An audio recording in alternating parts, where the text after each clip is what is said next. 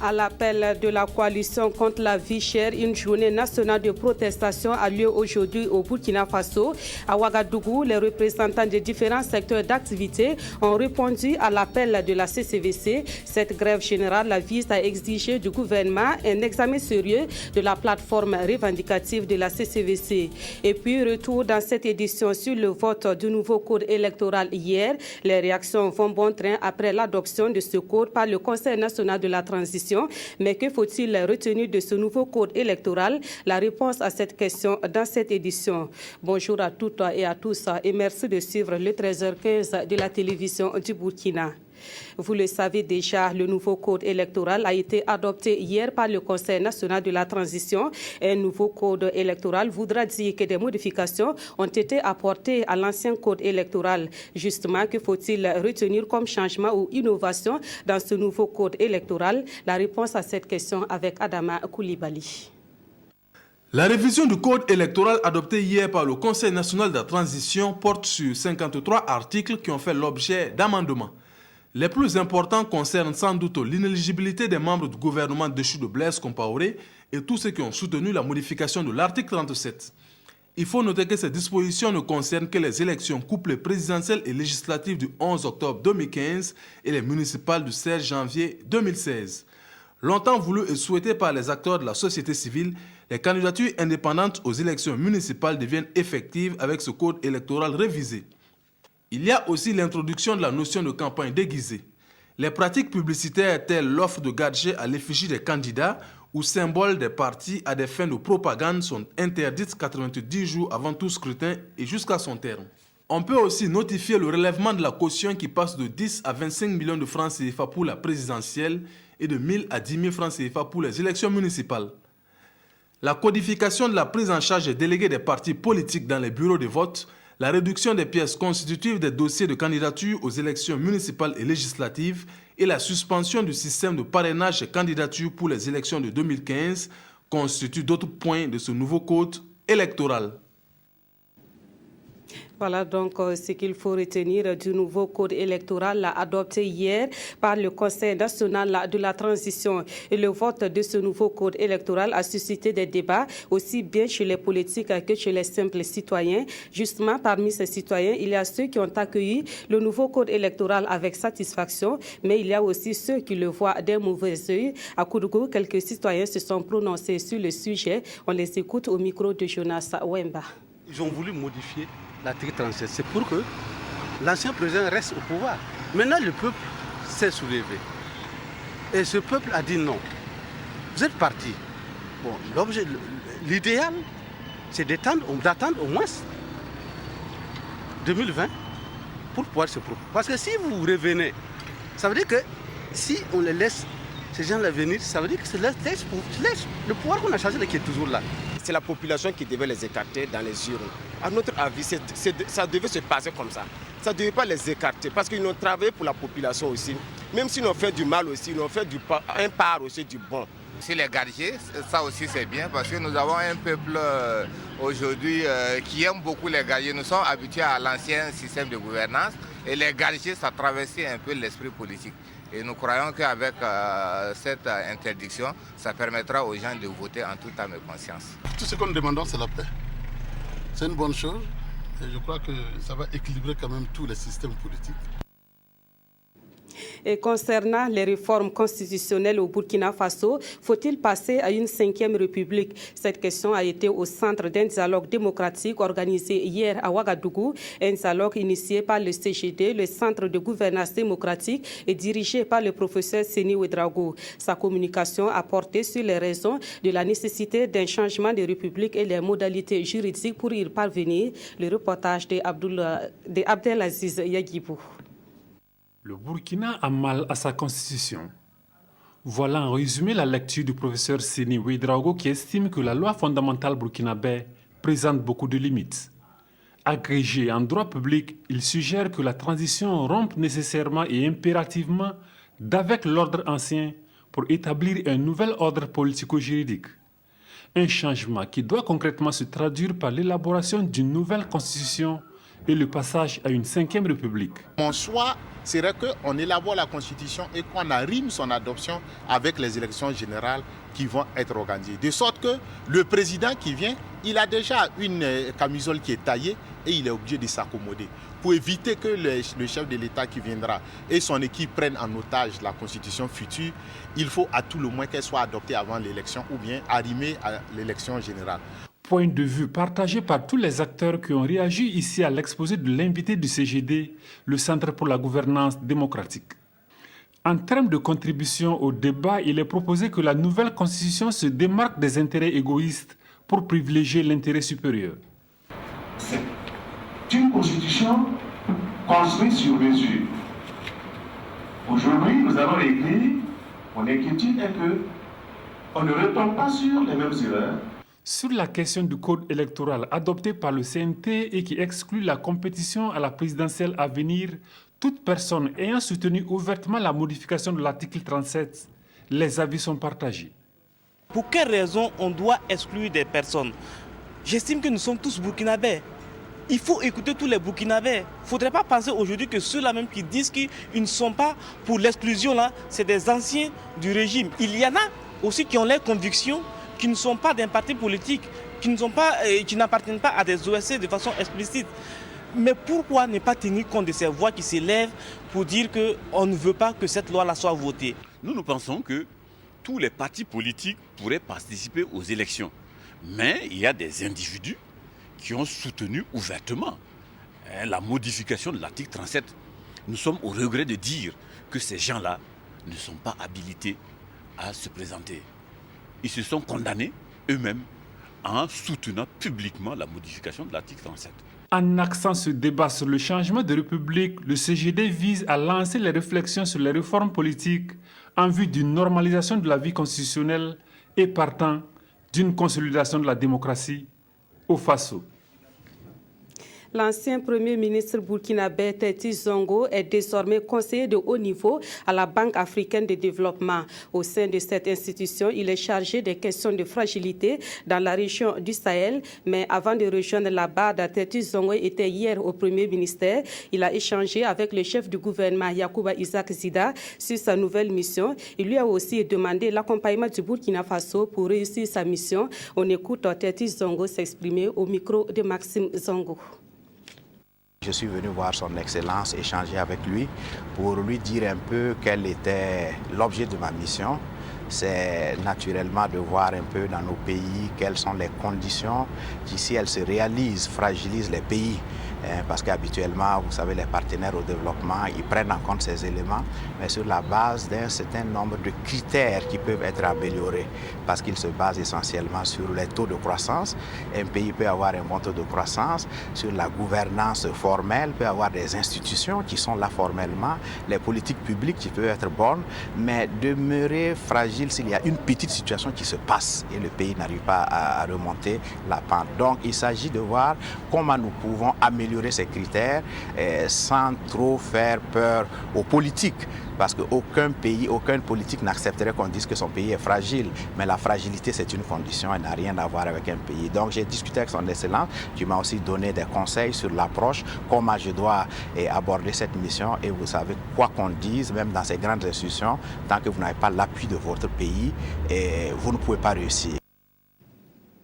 De nombreux pays ouest-africains connaissent une interdépendance de leurs ressources en eau et c'est source de conflits entre les riverains des bassins hydriques. Sur la question et sous l'égide de la CEDEAO, une rencontre a débuté hier à Ouagadougou. À cette rencontre, des propositions devront être formulées pour la mise en place d'organismes de gestion des bassins transfrontaliers. Le reportage de Haruna Maré et de Aboubakar Sayon. Les acteurs impliqués dans la gestion des ressources en eau au Burkina Faso sont à la recherche de stratégies à mettre en œuvre pour éviter d'éventuels conflits entre les populations qui vivent autour des bassins transfrontaliers. Le Burkina Faso partage au moins un cours d'eau avec un de ses voisins et selon les experts, l'Afrique de l'Ouest compte 25 bassins transfrontaliers, d'où l'importance de cette rencontre. Dans le cas de Komwe-Biatano, il y a des études qui ont été faites, il y a un rapport qui a été soumis et l'ensemble des participants qui sont invités à cet atelier aujourd'hui doivent examiner ces rapports et faire des propositions et des suggestions aux gouvernants pour que nous puissions trouver la formule la plus appropriée pour une gestion harmonieuse dans la sécurité et dans la paix au profit de l'ensemble des États qui sont concernés par la gestion de ce bassin. Adoptée en 2008, la politique des ressources en eau de l'Afrique de l'Ouest préconise la gestion concertée des eaux transfrontalières. La communauté économique des États de l'Afrique de l'Ouest, CEDEAO, œuvre pour la mise en place d'organismes de gouvernance des bassins transfrontaliers.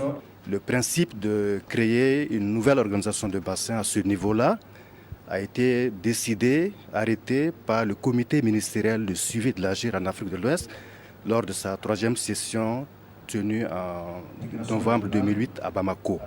Aux acteurs nationaux du Burkina de valider le document. Ensuite, nous allons avoir une réunion de synthèse régionale avec les représentants de tous les 4 pays pour donc décider de la configuration de la nouvelle autorité de bassin à mettre en place donc au niveau du système de bassin transfrontalier Komoye-Biatano. Cet atelier national concerne les bassins transfrontaliers de la Komoye-Biatano que se partagent le Mali, la Côte d'Ivoire, le Ghana et le Burkina Faso. Au sortir des travaux, il est attendu des propositions pour faire des bassins de la Komoye-Biatano des espaces d'intégration et non de conflit. Autre grand titre de l'actualité, la coalition contre la vie chère a appelé à une journée de protestation aujourd'hui sur le territoire national. À Ouagadougou, travailleurs du public et du privé, élèves, étudiants et acteurs du secteur informel se sont mobilisés pour dénoncer ce qu'ils appellent le silence du gouvernement vis-à-vis de leur plateforme revendicative. À travers cette journée nationale de protestation, donc, la CCVC veut interpeller le gouvernement sur les préoccupations pressantes des populations, des préoccupations qui se résument à la lutte contre la corruption, contre l'impunité et contre la vie chère. Olo Pouda. C'est une protestation contre l'attitude du gouvernement de la transition vis-à-vis des questions de corruption, des crimes économiques et de sang, de vie chère et pour l'élargissement des libertés au Burkina Faso. À la place de la nation, la coalition nationale contre la vie chère condamne le silence des autorités sur ces préoccupations contenues dans sa plateforme d'action qui, selon elle, souffre dans les tiroirs de l'autorité depuis décembre 2014. Et cette protestation vise à faire sortir le gouvernement de son silence pour poser des actes concrets répondant aux déclarations prometteuses sur l'impunité au lendemain du mouvement insurrectionnel. 5 mois après la mise en place des institutions de la transition, ponctuées de déclarations prometteuses sur la corruption et l'impunité, où en est-on en termes d'actes et d'actions concrètes contre l'impunité et la corruption? En toute objectivité, il convient de noter et de reconnaître que rien de vraiment substantiel n'a été fait jusqu'à ce jour. C'est ça la vérité. Dans ces revendications, la CCVC demande l'interpellation des dignitaires de la 4e République qui se sont rendus coupables des actes de vol, de pillage et de corruption. Dans sa déclaration du 1er avril 2015, le Premier ministre Isaac Dida lui-même reconnaît que les dignitaires de l'ancien régime ont laissé notre pays exsangue, non seulement du point de vue social et économique, mais aussi du point de vue des valeurs citoyennes. Et c'est vrai, n'est-ce pas? Oui. C'est vrai, n'est-ce pas, camarades? Oui. Et c'est pourquoi la CCVC insiste pour qu'un mandat d'arrêt international soit lancé contre Blaise Compaoré et François Compaoré et que les biens détournés et les fonds détournés par les dignitaires du régime Compaoré soient saisis. La CCVC insiste également sur la prise sans délai de mesures nécessaires en vue de recouvrer l'ensemble des fonds expatriés. Convaincue que les autorités peuvent consentir des efforts, la CCVC réclame une baisse significative des prix des hydrocarbures et des produits de première nécessité et la relecture de la grille salariale des agents publics. La coalition entend introduire à nouveau des plateformes actualisées auprès du gouvernement. Pour ce faire, elle appelle ses militants à rester mobilisés. Afin d'améliorer la production du riz en Afrique de l'Ouest, les producteurs de cette filière sont réunis à Ouagadougou depuis ce mercredi matin. Pendant 2 jours, ils vont se concerter pour trouver des stratégies en vue de booster la production du riz. À cette rencontre, les échanges seront focalisés sur 3 aspects essentiels. Il s'agit de la disponibilité des semences, de la commercialisation et de l'implication de tous les acteurs pour une production intensive de riz. Le reportage de Eleonore Ouedraogo Yerbanga. C'est un rendez-vous des riziculteurs d'Afrique de l'Ouest pour trouver une stratégie d'accroissement durable de la production et de la commercialisation du riz. Le réseau des organisations paysannes et des producteurs agricoles de l'Afrique de l'Ouest, ROPA, et le cadre régional de concertation des organisations de producteurs de riz, initiateurs de cette rencontre, veulent aussi apporter un équilibre entre la production locale et le besoin en consommation de riz en Afrique de l'Ouest. Nous voulons non seulement travailler sur la production, nous voulons travailler sur la qualité parce que parfois ce qu'on reproche à notre riz, c'est la qualité. Nous allons travailler sur la qualité, mais également nous allons travailler sur tout le processus, c'est-à-dire en termes de stockage, en termes de voies pour aller au niveau des zones de production, mais par rapport à la maîtrise de l'eau aussi. Donc tout ça, c'est quelque chose que nous allons discuter ici pour qu'ensemble, effectivement, on puisse regarder ces défis et qu'on puisse aller vers nos autorités politiques qui puissent aussi intégrer ça dans leur agenda. L'Europa et les acteurs intervenant dans la production sont accompagnés dans cette initiative par l'UOMOA qui a choisi le riz comme l'une des 5 filières prioritaires à promouvoir dans sa politique agricole. Il s'agit du riz, le maïs, la filière bétail-viande, l'aviculture et le coton. Nous saluons cette rencontre-là et parce qu'elle rentre en droite ligne avec les objectifs tracés par la politique agricole de l'Union, à savoir garantir l'autosuffisance alimentaire de nos populations. Le Burkina Faso, qui abrite cette rencontre, attend des décisions concrètes à même de promouvoir le riz local. La réflexion est la bienvenue pour que nous puissions d'abord augmenter quantitativement notre production, de sorte à satisfaire la demande locale en la matière, et aussi voir qu'est-ce qui fait que le riz local revient plus cher et voir comment nous pouvons avoir des économies qui permettent d'offrir un riz local aussi à des prix compétitifs. 3 panels meubleront les 2 jours de rencontre des paysans avec pour ambition de trouver des semences de qualité pour un riz plus compétitif et d'utiliser la chaîne de valeur comme stratégie dans la conquête du marché régional. C'est la fin de ce journal. Merci de l'avoir suivi. Passez une excellente après-midi et à demain.